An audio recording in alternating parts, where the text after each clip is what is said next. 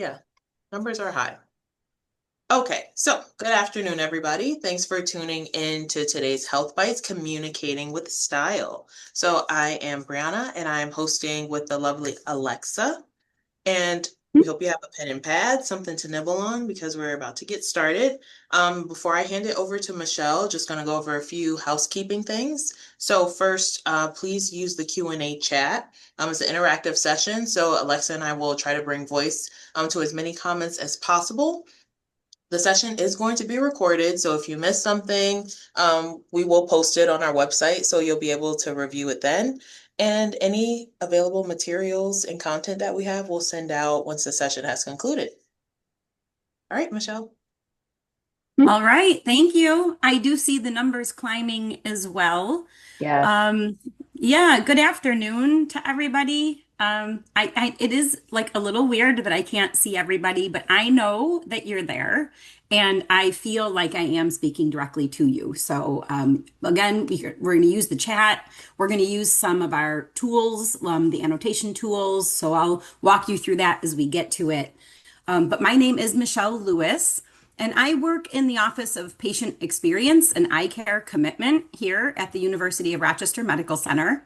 And today we're here talking about communication styles and how to adapt our communication so we can be more effective at work. But here's a little secret, it works wonders outside of work too. I know that I think about behavior styles and communication pretty much every day. So it's useful everywhere you go. Now, some people might be familiar with other assessment tools out there. So if you have taken or know anything about DISC behavior styles, maybe you've taken Myers-Briggs. Some people have done predictive index or emergenetics. Maybe you've done a strengths one. So like standout strengths or strengths finder. They're really, if you know multiple ones, you'll see they're kind of rooted in the same like bucket styles. So what we're going to do today is just use some more generic terms, but it is reflective. Like if you've done any of those other ones, you'll see that it's pretty reflective of what you might already know. So I hope that helps. I hope that helps you. Okay, so here's the premise. Oh, I'm not sharing. It would help if I shared my screen. One second. See, because I can't see you, you can't tell me I'm not sharing my screen. And I will share sound because I have a video. Um, We can see your screen. Yep. I was gonna say, I was waiting. I was gonna see who came on first, Brianna. All right, you're good. Yes. okay, good, because I don't see the green square that usually goes around it. Okay, so there it is, right? So we're going to do communicating with style, how to adapt your message so others can hear, understand, and value you. All right, so here's the premise. We're all hardwired a little bit differently. And that means that we think, decide, communicate in different ways. And this can cause friction or at least some frustration. But awareness and adapting our communication leads to more effective conversations and better outcomes. So I just want to see if everybody's stuff is working. Can you just give me a thumbs up or a reaction, an icon in the chat or a note if this sounds about right in your experience? Oh, I see some raised hands. Are you able to? Oh, I do see in the chat. Good, good, Yep. good, good. I just want to make sure this is great, making sure that it works. I see raised hands. Thank you. And chats. Lovely, lovely. Yes. And as we're going through, feel free to put some stuff in the chat. You can introduce yourself, make comments as we go. I'll keep an eye on it intermittently. And I am pausing several times to look and get some comments. So Yes. thank And you, we everybody, for certainly doing will that. too. We'll Awesome. politely interrupt you. Thank you. Absolutely. And I'll try to pause so that you have a good opportunities to do that. Okay. Okay. Then let's just get started by taking a look at four tendencies which help explain why conversations will flow easily with some people and feel harder with others. And as I go through each one, though, what I'd like you to do is think about which one seems the most like you, but also which seems like the people you find it most difficult to communicate with at work. All right, are you ready? Let's do it. Okay, let's start with the driver. Okay, drivers are decisive, fast-paced, and direct. Their focus is on end results, and they're motivated by winning or success. Now, this driver gets to the point, makes quick decisions, values results and efficiency, and can come across as blunt or demanding. Now, this means to other styles, drivers could feel like they push too fast, maybe don't offer enough detail, or steamroll discussions. Now, just from that brief description, be thinking to yourself, does this sound like me? And does this sound like somebody that I work with? And it doesn't even have to be on your team. It could just be across teams or whatever, who I find it to be difficult a little bit to communicate with. Okay, that's the driver. Again, if you have comments or questions as we go, feel free. The next one is the energizer. Energizers are enthusiastic, social, expressive. Their focus is on relationships, and they're motivated actually by motivating others. So the energizer talks things out, loves collaboration and positivity, great at brainstorming, and can come across as scattered or overly informal at times. And so to other styles, energizers could feel like they go off topic, interrupt, lack detail, or focus on excitement over execution. Okay, so again, you're thinking, does this sound like me? Does this sound like somebody I find it difficult to communicate with? The third one is the stabilizer. Stabilizers are steady, supportive, and patient. Their focus is on stability, and they're motivated by maintaining consistency and supporting the team. The stabilizer listens thoughtfully, values harmony, great at follow through, and can come across as quiet, hesitant, or resistant to change. So this means to other styles, stabilizers could feel like they avoid conflict or slow down decisions. So in your head, does it sound like me? Does it sound like someone I find it difficult to communicate with? And lastly, the analyzer. Analyzers are detail oriented, systematic, and precise. They love data, accuracy, and structure, asks thoughtful questions, plans very carefully, and can come across as nitpicky or overly cautious, which means that to others, analyzers could feel like they get stuck in the in the weeds, or maybe delay decisions until everything is perfect. Okay, now this is where I'd like to see your thoughts. Do you see like your controls, where your controls are? You should see a button that says annotate. If you don't see it, you might see a button that says more, and it has 3 dots in it, or like an ellipses. And in there, it might say annotate. And when you find your annotation tool, click on the check mark. Let me see what the chats are saying. Yes. And Virginia, yes. A lot of times people will see themselves in more than one. Okay, so you can't see the 3 little dots. So if you can't see the dots on the top, maybe there's a tab on the top where you can Yeah, but I think it says we Michelle turned Lewis. on. Are some people finding the annotation tool? Because I think we turned it on for this webinar. Only says transfer to a meeting room. Oh, I'm sorry. These No. are on the top. So if you look at the top on the tab where it says Michelle Lewis's screen, I think people are looking in the bottom toolbar. If you look at the top. Yeah, I feel like Chris or I feel like Chris or Caitlin would be able to find it if it was in here. Caitlin.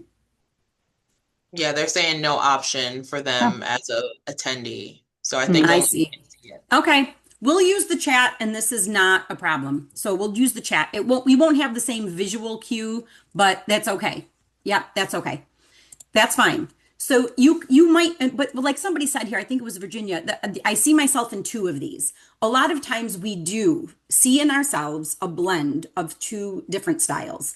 And it's usually, although not always, two that are right near each other. So like sometimes they're across, like diagonal, but usually they're right near each other. So go ahead and drop them in the chat. The ones that you feel like you most closely associate. And I do see someone in there. I do see some in there, right? We see driver and analyzer, Mm-hmm. analyzer and stabilizer. Yep, Yep. I see them. Ooh, energizer stabilizer. All right. I feel like Yeah, that's what I resonate with. yeah, yeah. Yeah, and there are some that are across, right? I see Hmm. Erica saying driver and stabilizer. Hmm. Definitely a stabilizer. Right. Some people are going to feel like this one specifically speaks to me. And I see, Someone from the EAP team says I'm definitely a stabilizer. Shout out to yeah. her. Yes, ma'am, you are. You sure Well, are. and not surprising, right? Hmm. Like we're in a very service-oriented industry, and so there are lots of stabilizers, but Hmm. also, a blend across the board. In every department, I find there to be blends. Now, you feel free to keep dropping yours in there. But Yeah. now what I'm asking is this. Pick the styles and drop them in the chat that you find to be the most difficult to communicate with at work. Some that might cause friction. And if it's not friction, it might be just frustration or challenges. Analyzer seems to start to be a theme Yeah. already. Well, yeah, and I'll tell you, I feel like I used to struggle the most with analyzers as well. And I now these days, I have a love-hate relationship with my drivers. I think because I'm a bit of a driver, and sometimes that causes some friction between us. Um, but it depends on the scenario. Let's see. Sometimes challenges. Energizers, stabilizers, energizers. Yeah. Leisha, thank you. I see that. Sometimes challenging to deal with Energizer because I like to get the task done. Yeah. I need analyzers to help me stay focused. Yes, yes, yes. E, I know I'm a driver and sometimes I'm too direct. Well, that happens sometimes. I think that Hmm. it's nice that we have this, what's the word I'm looking for, but like self-awareness. Yeah. All right. I'm just giving people a couple more seconds. I'm reading through the chats, right? When you're looking through the chat yourself and you're reading what people are saying, to me, what becomes very, very clear, right? Two things become very clear. First, we all encounter some degree of difficulty communicating with others who are different from us, right? At work. But also, what becomes evident is that we can also be the source of that frustration to others. So adapting isn't only valuable when we feel there's a challenge, but we can be mindful of how easy it is for us to present the challenge, right? So we can be more proactive, right? In how we adapt our communication and improve our work relationships, like before there's even that challenge becomes, pretty obvious. Trying to be not to be too much of a driver, more focused on collaboration, right? Like we recognize our tendencies and then we do sometimes already naturally adapt. Yes, makes me Hmm. more like an energizer, right? Like if you like to talk things out and then it becomes clear to you, that probably might be more like an energizer. Okay, so here's what I'm going to do now. I'm going to share a video that presents an example of styles in action. So as you watch it, we're going to try to determine which character best embodies each style. Now they're characters, so they're going to try to make it pretty obvious. In the real world, it's not always so obvious, but we pick up on clues. So feel free if you need to take a picture of the screen. If you need to remember the styles, I know they're pretty easy to remember, but if you need to do it, go ahead. And then feel free to take notes because once we identify the styles, we're going to look at some adapting techniques and we're going to attempt to apply them to this scenario to help this project team move forward a little bit more productively. So let's wish me luck, see if I can get this video to play. Hold up. Can you still see my screen? I Yes. haven't hit I haven't hit play. I just want to make sure the face is there. Perfect. Yeah, we Thank can you. still see. Okay. And then just let me know also when I hit play if you can hear. The board wants an update on the Galaxy project by Friday. Thank All you. good. What do you think they mean by update? It's got to mean they want the prototype. That's what they've liked in the past. Well, it makes more sense for us to develop our project plan and set some clear deadlines before creating a prototype. Well, is there any reason we can't do both? Actually, this couldn't have come at a better time, and I think it'll end up being really great for us.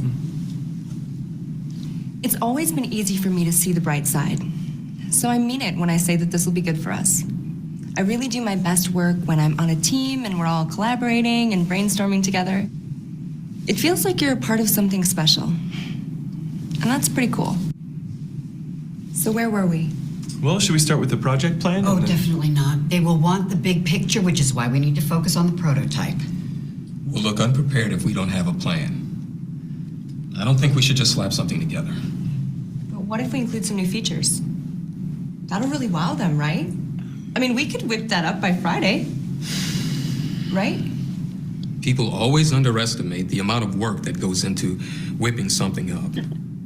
I like to plan ahead and be prepared.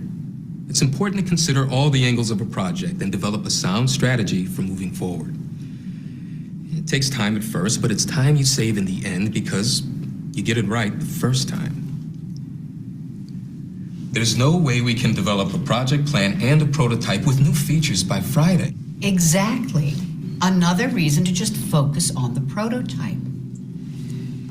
So here's the thing. I'm not just trying to get my own way.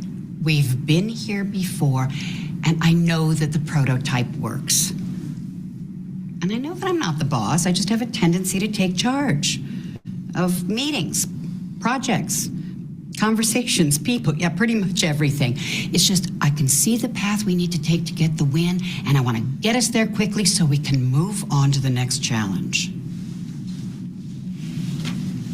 Okay, but if we're thinking of adding features, we need to talk to the other departments so that they can have input and they don't feel left out. That is a good idea, Tom. Plus, we'll have more people on our side. I'm gonna set something up. I think it's important to take other people into consideration before making a decision. You know, when you make that sincere effort to understand someone else's point of view, they know you care about them and that their opinion matters. And I think everyone needs that. I mean, I know I do. So I do my best to make sure this is a friendly place that runs smoothly for everyone. You know, I want to be a good teammate, so I work hard and help others out. And people know that they can count on me to get the work done. And that's what's most important. I'm not on board with this. I don't feel comfortable moving forward without a project plan, so I'm going to work on that for the next few days. As long as you get me the code for the new features, that's priority one. Well, I can work on the code for the new features and update the presentation deck from the original proposal. Does that help? Would that work? Awesome. Yeah. And I went in on the presentation prep. I've got a few ideas how to really showcase the new features. Sounds great. So is everyone in on the meeting with the other departments? Yeah, I'd really like to go. Okay. Not me. Oh, yeah, maybe I shouldn't go then. I'll help Dante with the code. Yeah, me either. I'm going to work on the prototype. Dante, send me the code that's already written. Okay. Well, I feel like we could probably spend the next 40 minutes picking out the clues to which styles, right? Like, were you able to pick up on some of those clues that you heard in their words, their body language, even the pace of their conversations? So give me some ideas in the chat. Was it pretty easy yeah, it's easy kind of for us to pick up on that. All right, let's take a look. Left to right. Good. This is exactly, thanks, Rich. Nice. This is exactly what we were going to do, right? Let's start with person A. No, that's the only one whose name we know, Dante. What did everybody say? Dante is, I'll just wait for a few in the chat. Analyzer. Analyzer. I see it. Yeah, we heard the clues, right? The project plan. I don't think people know how what goes into just whipping something up, right? Pretty easy to see that. All right. Next, what about person B here? I'm saying driver. I'm Yep. seeing it too. I would agree. I mean, she says it, right? I'm not, trying to just get my own way, but I do pretty much take over, right? Meetings, people, projects, pretty much everything. She knew. She even thought it was a little funny. I saw her smirk. All right, very good. How about C? And look at their outfits. Can you see it in the way that they dress? Can you see it in their body language? Yeah. Yeah, we do see Stabilizer. stabilizer. Very nice, of course. Nice job. And so then, of course, by process of elimination, but also by process of enthusiasm, our person number D, Energizer Bunny. She was so I would love it. She's sweet. like, great, great idea, Tom. Right? Well, and you want to know what? If you're somebody who has some energizer in you, you look at that and say, oh, she's so sweet. Somebody else, maybe our analyzer or driver, might look at her and say, she was so annoying. That's But this fair. is true, right? It is, it's fair. It's a whole thing. Okay. Nice job though. Okay. So, it should seem pretty easy to everybody. If it doesn't, my suggestion is this. When we're going to look at the adapting tools, right? Keep those tools in a virtual toolbox with you. So if you're finding yourself feeling challenged in the communication, you can try a couple different things and see what works.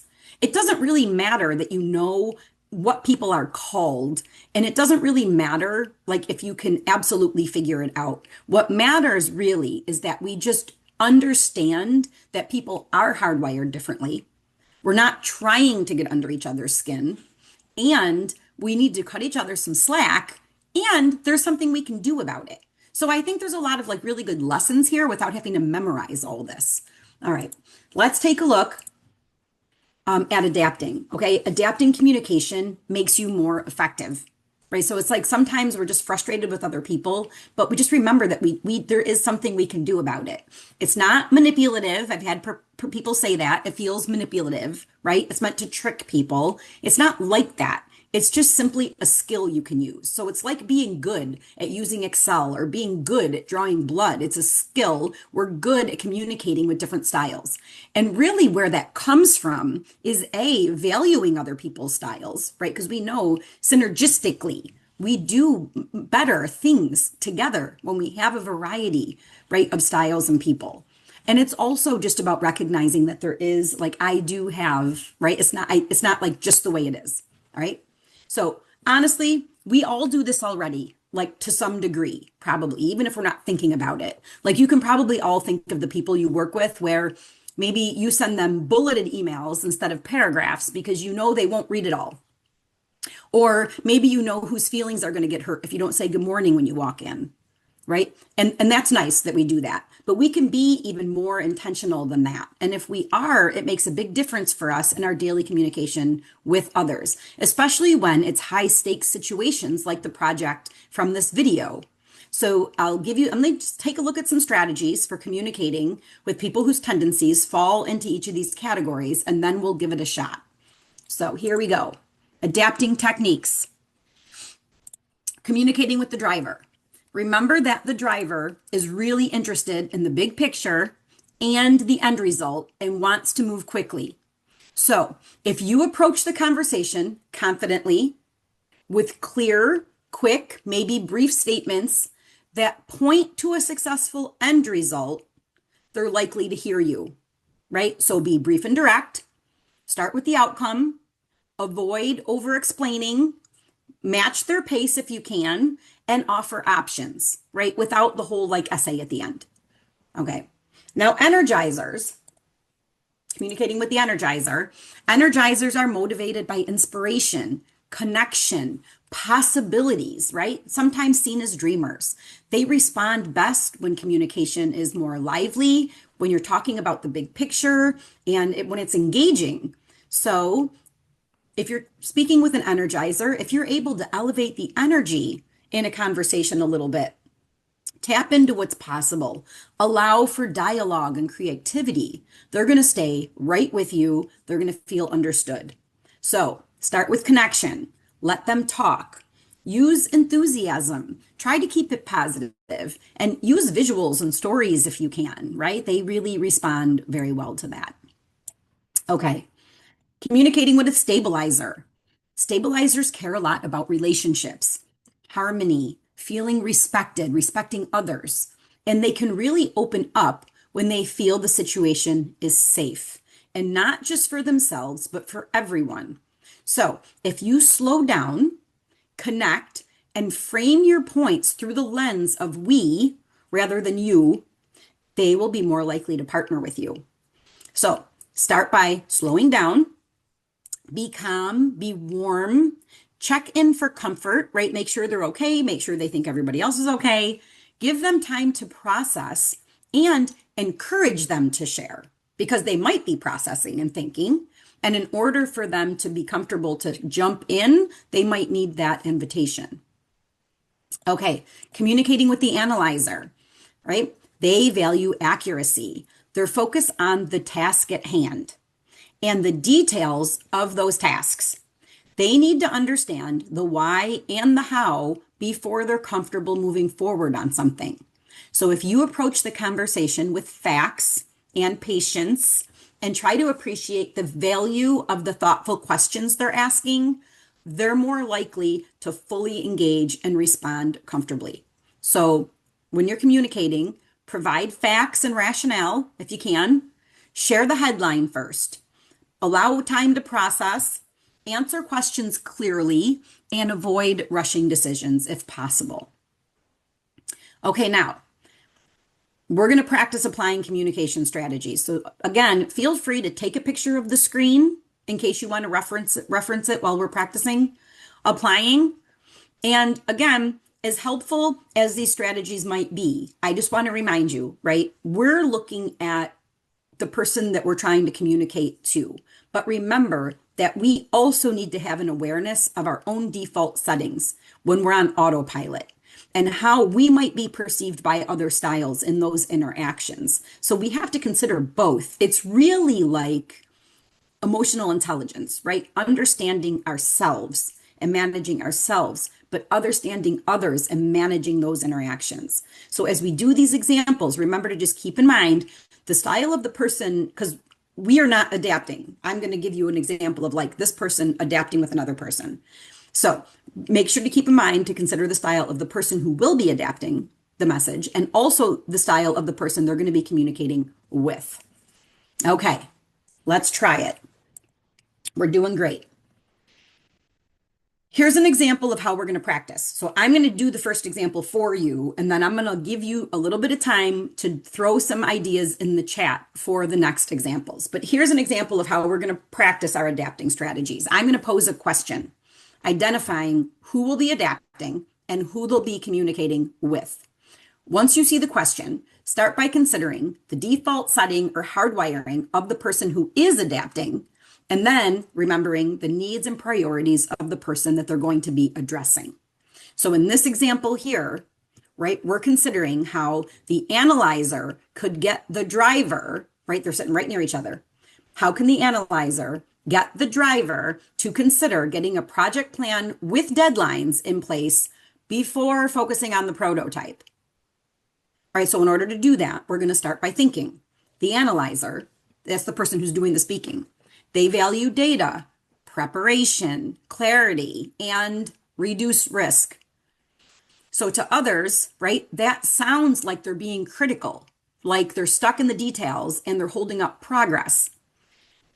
Meanwhile, the driver values speed and results and gets annoyed by resistance. So instead of pointing out flaws and asking a lot of questions and poking holes, which is actually quite valuable, but to get the conversation moving, because you saw in that conversation, they all end up doing their own thing, right? The analyzer's like, I'm working on the plan. And the driver was like, I'm working on the prototype. Like they're not working together. And then, you know, the energizer was going to the meeting and the poor stabilizer was just stuck. Like, I would like to go to the meeting. Oh, wait, maybe I should be helping Dante, right? So they all end up doing their own thing and it's really uncomfortable. So instead of pointing out flaws and asking questions and poking holes, right, which would feel to the driver like resistance, the analyzer might start with a supporting statement. And this is actually going to be valuable for every style. And then articulate how a plan with deadlines can be done quickly and get us to a better end result faster, right? So here's how, if you were like dropping something in the chat, here's what it might sound like. Okay. Now, again, it takes a little practice, right? Trial and error, but I think you're going to be able to hear how it works. All right, ready? I know you want to get the prototype ready. That's clearly the fastest route to Friday. So this tells that person that you heard them. Now they can listen. If they're like, here's my point, and then you're like, here's my point, you're just going to end up in a conflict. But if they say, here's my point, and you say, okay, I hear your point. Now here's my point.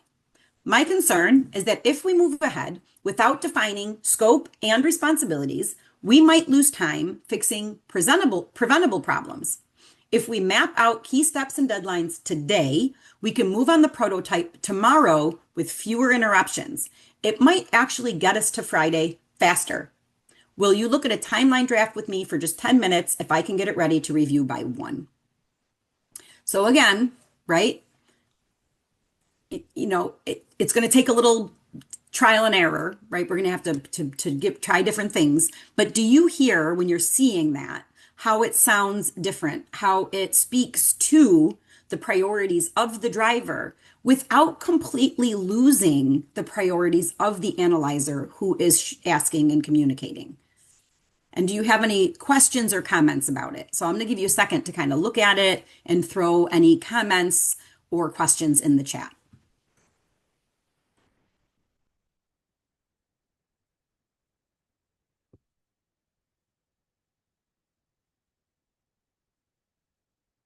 Nothing, or maybe you're just typing. I'll give you a few more seconds because I feel like if you're typing, it's going to take you a second.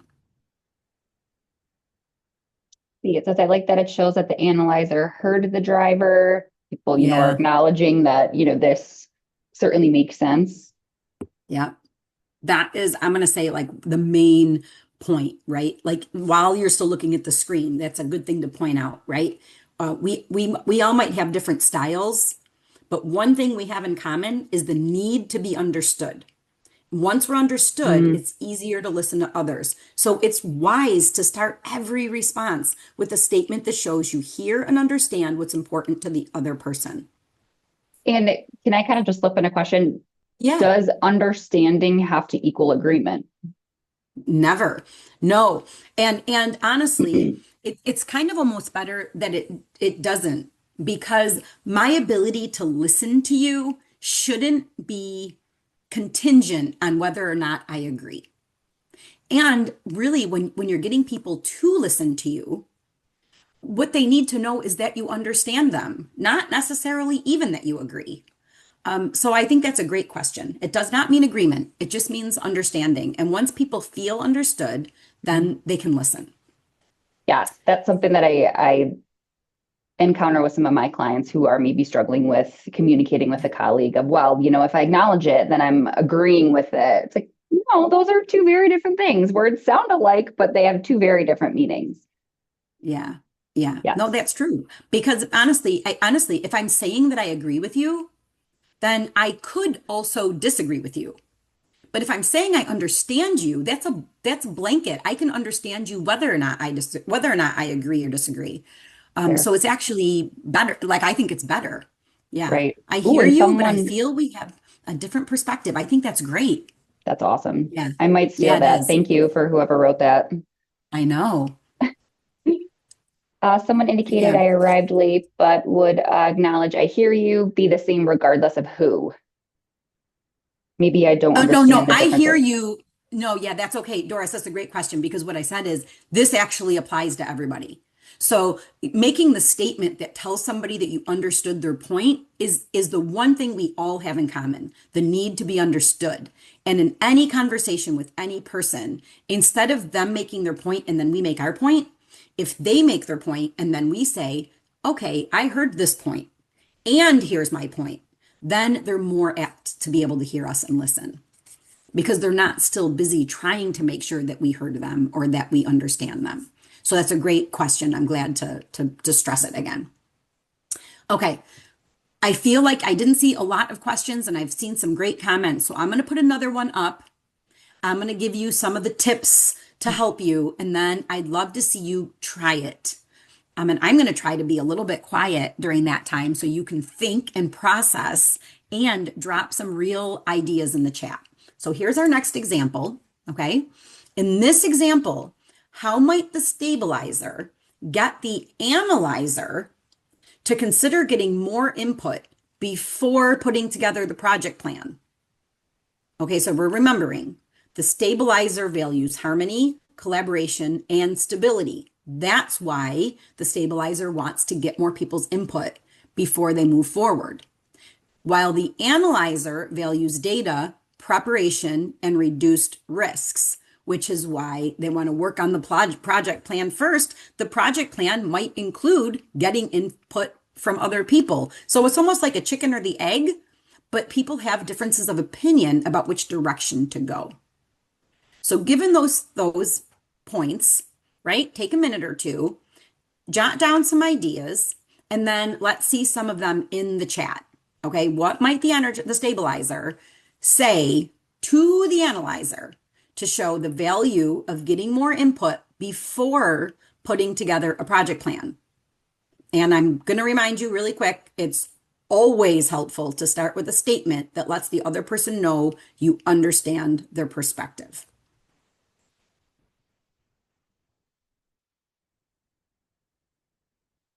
And I will tell you, it does not matter if we agree if we should get input first or not. But the stabilizer thinks we should. So this is the stabilizer speaking to an analyzer. Let's see. Somebody said you were right. We need more data from other departments. An example, the stabilizer could say, I agree. It's important not to bite off more than we can chew. As is, get everything done by Friday. By getting more input before we put together the plan, we avoid having to rewrite the plan as their responses come in. Ooh, nice job. And quick, right? Like you did it right on the spot. Nice. Have you done this before, this person? No, I'm kidding. Have you had to have some challenging conversations before? Yeah. But it is helpful to think about that. I'd love to see a few more, so I'm going to give you another, few seconds to come up with some ideas. These are great.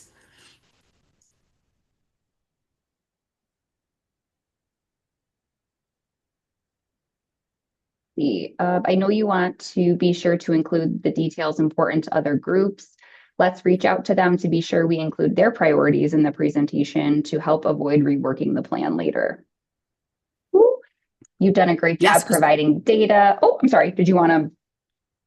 No, what I was going to say is this is great, right? Because we're focusing really on what the priority is for this analyzer, which is reduced risk, right? And getting it done right the first time. So these responses are right on. You can go ahead and continue reading. There's some other good ones here I see too. So let's see. You've done a great job providing data to support our project plan. I'd like to run it by a few folks to react and get feedback before we proceed. Getting more input will front load the work of the project plan and make it faster and easier to complete. I feel like front load, that word sounds just like so fancy. I don't know. Ooh, right?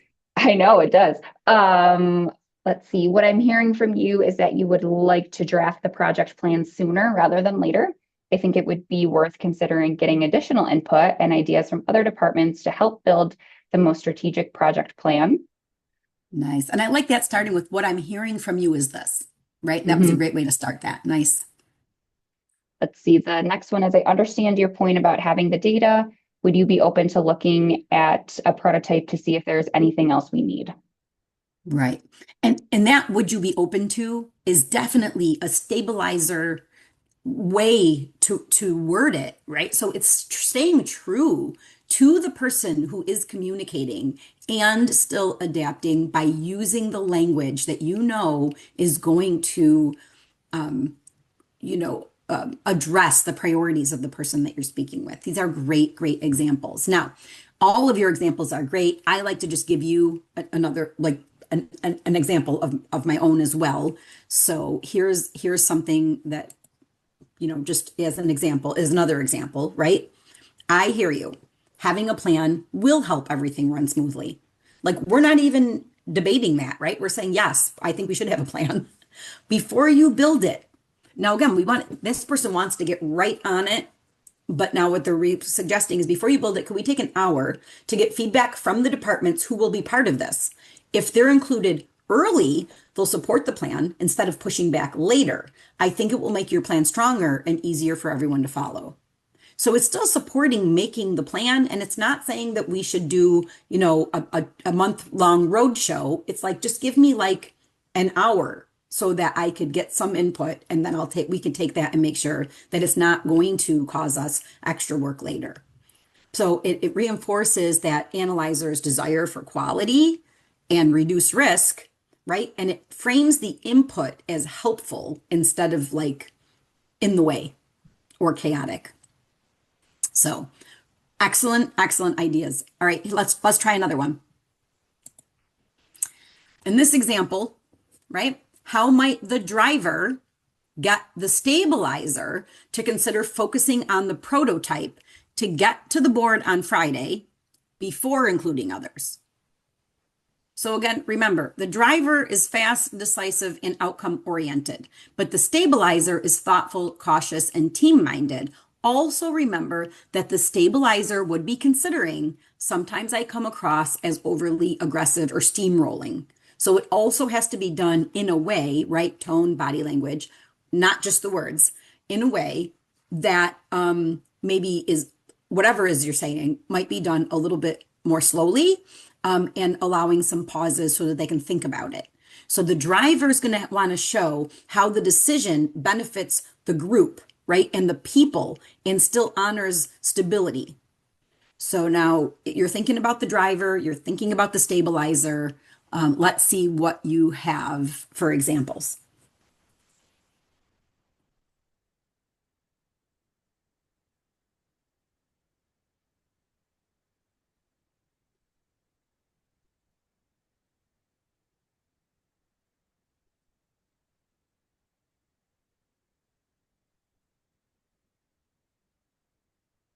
And I do really appreciate, just so you know, the people who keep dropping things into the chat, because having multiple examples is really beneficial for everybody to hear. So even if some people aren't dropping things into the chat, they still benefit from seeing what you're putting there. So thank you to everybody who continues to participate by engaging with the technology here. I appreciate it.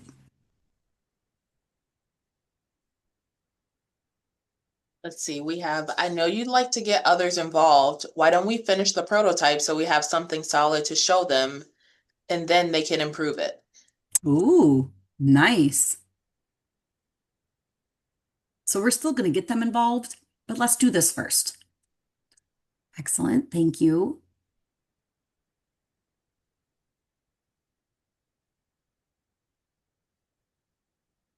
The Yeah. driver can say, how are you feeling about the Friday deadline? I'm thinking of how planning and gathering input are a more important part. Oh, the chat's coming so fast, it's moving the messages. How are you feeling Yep. about the Friday deadline? I'm thinking of how planning and gathering input are an important part of the project. Can you think about how finishing the prototype is eventually going to be the key factor? So asking questions is a great strategy because it gets them thinking. And actually, that's probably helping the driver to pause and think about it too. So while you're saying, I hear you saying, Rich, this one's a little bit more difficult for me, but you're right. Like, we really want to think about, like, when the driver's focused on the big picture and the end result, but the stabilizer's focused on people, right? They're really coming from two different sets of priorities. And so, adapting in that way it might feel a little bit less comfortable. So it's good to point that out. Yes, I am following the DISC model. I love DISC. I do promote DISC. I know there is at least one other DISC instructor on this session with us. So yes, I absolutely do support it. We teach it. Lots of people have taken it here. We have a wonderful platform so that once you take it, you can look each other up, and it gives you strategies to help working specifically with another person based on their style and based on your style. But again, I think the most important thing isn't memorizing the styles or making sure you know exactly what someone is, but just knowing that this is how we're hardwired and we're not trying to get on each other's nerves and we can cut each other some slack and we can adapt our style. So I think the main points don't require disc, but knowing it is helpful. Yes, thank you, Regina. Any other examples about how this driver might adapt their communication style?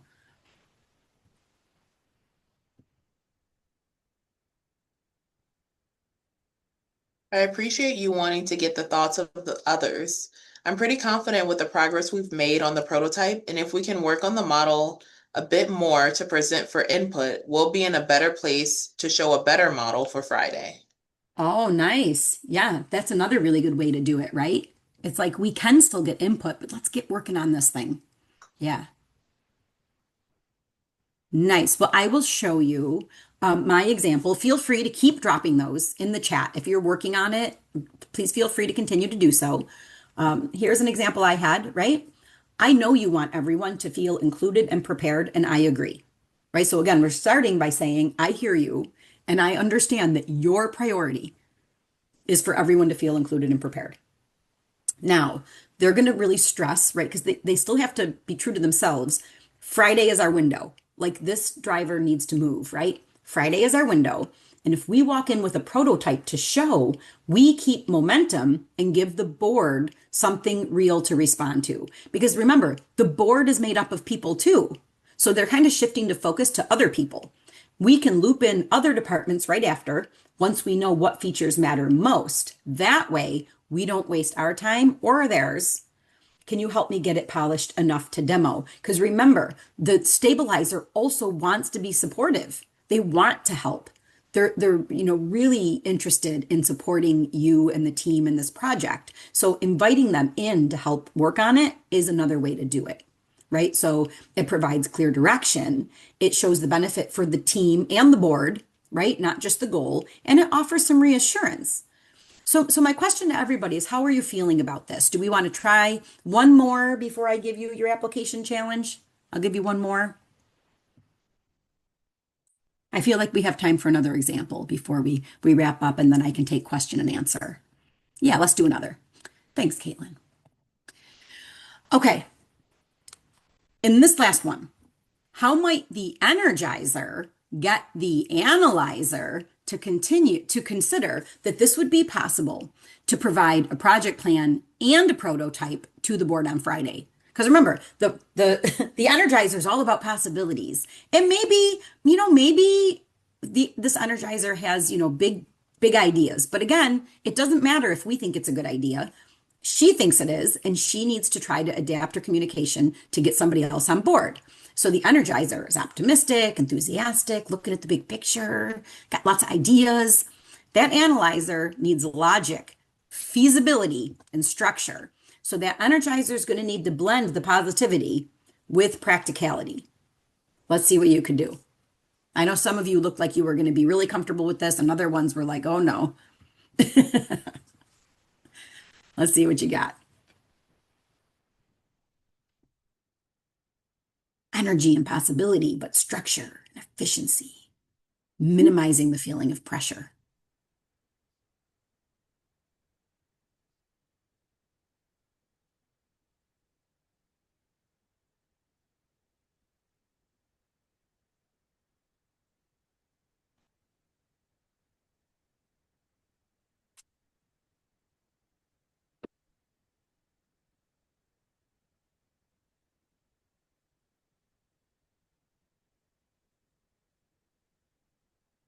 Is our poor energizer stumping the crowd? You can do it. Oh, maybe it's the analyzer who's stumping the crowd, because I think that at first people were saying, well, it's funny because the first answers were like, I struggle with the analyzer. And I think that was the people who weren't analyzing the question long enough. Let's see. So it says Energizer says, headline, we get the plan and the prototype rocked out in time. Now you don't have to say yes or no now, but consider this information I'm about to give you and think it through. I like it. Headline. The next I one, that's great. Yeah. Let's see. The next one says, what if we spent today working on the project plan and tomorrow working on the prototype? Mm. Very good. Let's see. We've already laid the plan and answered questions as well as done the groundwork for the prototype. It's looking great. I think we are on track for showing this to the board on Friday. Should we meet this afternoon to discuss what else is needed? Okay. Very good. The I think the Energizer. word Oh, groundwork, right? mm, Groundwork kind of speaks to not making it feel so aloof. let's see. Then it says the Energizer is about teamwork and giving them the confidence that it's possible. Right, because that's what the Energizer does. The Energizer motivates, right? But so you have to be motivating. You're right. The Energizer needs to be motivating, but if you could do it using facts and data and structure instead of like, just like, oh yeah, I think we got this. It's no problem. No problem. We can whip this up, right? There's not enough meat there. So presenting facts, presenting like, hey, we've done this, like going back over the progress we've made so far. And I see another example, so I'm going to pause. Yes, it says saying that others on the team can complete the work on the prototype if Analyzer provides the code, and then the Analyzer can work on the project plan. Oh, right. So now it's kind of like pulling it all together. Like this analyzer or the energizer could be looking at like everybody's points, right? So actually, you know what? If you provide the code and then, our driver over there can start working on the prototype, you work on the code with this person, and then I'll work on the prototype with her. And I think we can get it both done. Let's see, the Energizer says the plan is very important to make this a success. Please work on the data and I'll work to get the others on board. Oh, I see, right? We're going to leverage our strengths. Nice, Diane. I really feel like you're all getting this. So here's what it is. Here's my example. Again, not better or worse than anybody else's, just putting it out there, right? I know doing both sounds like a stretch because did we hear the analyzer say there's no way we can create a plan and the prototype by Friday? And then the driver supports that by saying, exactly, that's why we got to focus on the prototype. So here the energizer is kind of understanding that point that they don't think there's time to do both. I know doing both sounds like a stretch, and you're right. It will take smart planning because now this person now this energizer is talking to the analyzer. It will take smart planning. But what if we divide the work based on strengths? Just like what was recommended here, like by Crystal, and also by Diane, right? What if we divide the work based on strengths? You lead the project framework and deadlines because you're great at making things run efficiently. Meanwhile, some of us can continue building the prototype. Then Friday, we show progress on both. It'll demonstrate capability and strategy. Would you help me map out what's realistic for each piece? So this is getting out of the clouds, right? Like it's still full of the possibility of an energizer, but it speaks to what's important to the analyzer. Getting them done correctly, working within our strengths. And then it asks by saying, basically, I value you. So can you help me map out what's realistic? So I think it kind of speaks to everybody's needs there. So, oh, that's so great. Thanks, Crystal. It's okay, Doris, I understand. We do have the recording and we'll be sending out the PowerPoint presentation if you want to see it. Awesome. Thank you so much. Okay, last piece. This is considering a current situation at work where stylistic differences might be getting in your way. So you can feel free to drop this in the chat. So here's what I'm going to give you time to do for these last 5 minutes. You can work on this and drop it in the chat. Or you can do this later. And if you have any questions, feel free to drop those in the chat and I can answer the questions for you.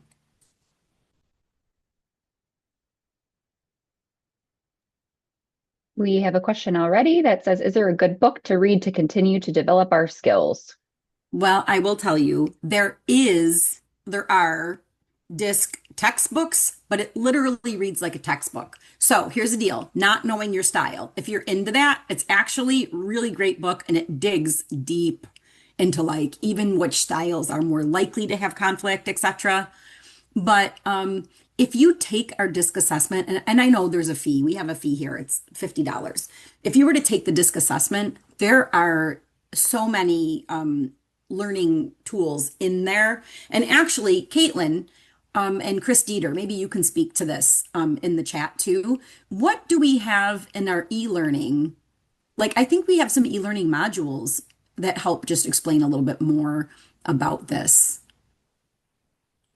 Like the kind of my Like path in things. my path, we have some e-learning modules. Yeah. No, Caitlin, I don't want you to have to take extra time to do something, but I will tell you that if you, Mary, I don't know if you work here, but if you can log into my path, you can probably do a search and also find some information about it. Thanks, Wendy. Oh, how do we take the disc assessment? How do we take it? Um, you can email. No, you can't take it through disc. There are some free ones out there, but in order to do the free ones, you have to register. Like I've looked it up, you have to register. But you can email learning and development at URMC. I'm typing it .rochester.edu. And we can make that happen. Ooh, it Oh, says we do Caitlin have, said yes. Ooh, they have a playlist called Disc yes. Personality Styles. That's incredible. Nice. Thank you, Caitlin. I knew there was some information in there. I just wasn't sure how to necessarily find it.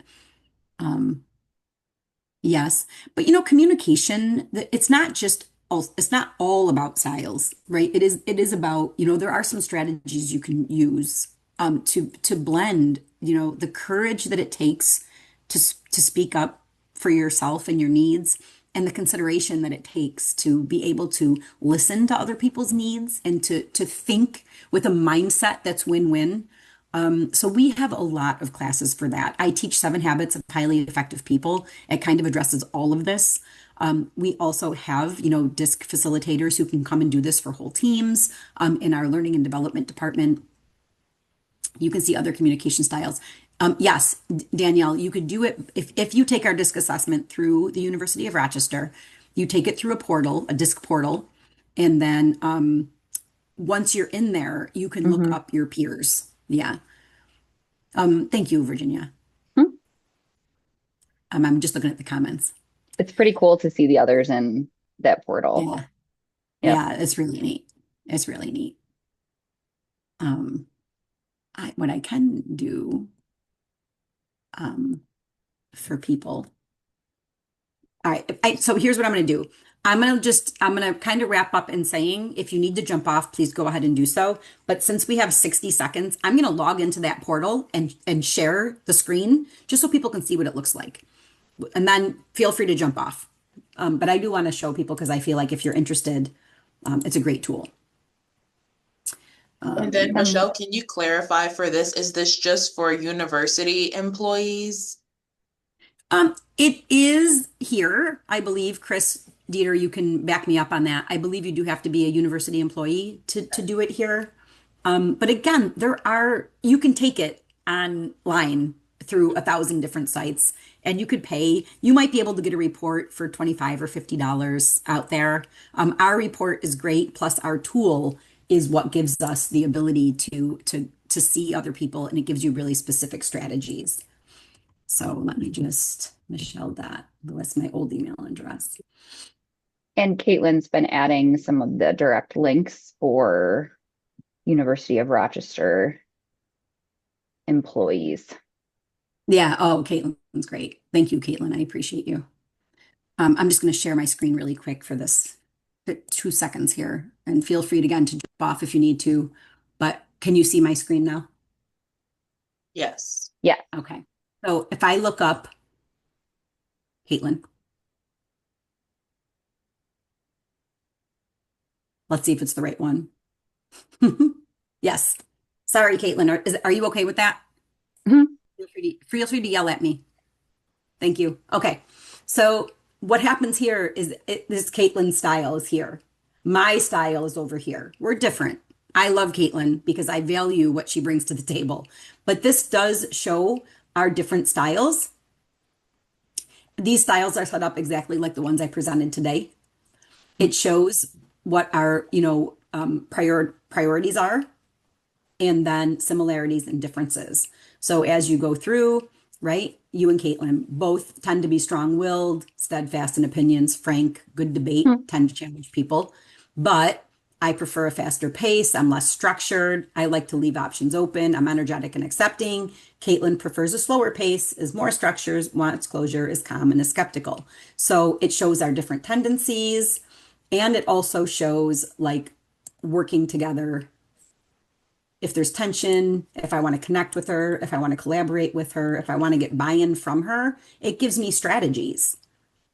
And so this tool is really great for when something really matters to be able to find some strategies that I can think about before I go in. So I hope that just people seeing that might be helpful. If you're working here and you want to have us come in and do a session, we can absolutely set that up for you. Awesome. Thanks, everybody. I know it's over. And if you have any other questions, I'd be happy to stay and answer. Otherwise, I hope everybody has a very productive and fantastic rest of your week. Thank you. Thanks so much, Michelle. This was great. Yes. Yes. Thank Thanks. you. Thanks. All right. Bye, everyone.